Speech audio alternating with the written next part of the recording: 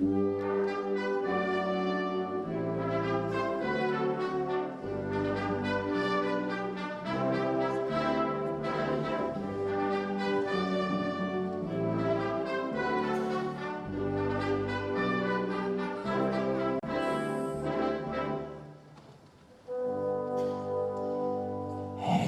cierta gata pienso yo, su nombre es Jenny Heridos, su pelo es fenomenal, sus rayas algo singular. Durante el día su afición es reposarse en el sillón, y así,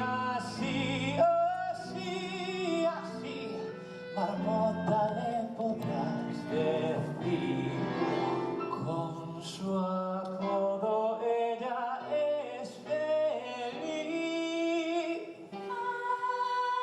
Sus ojos puros se mete el sol, para ella es que casi dura la voz.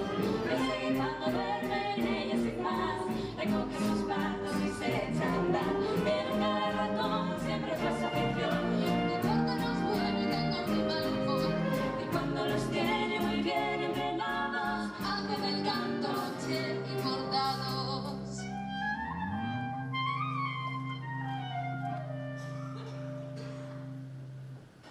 En cierta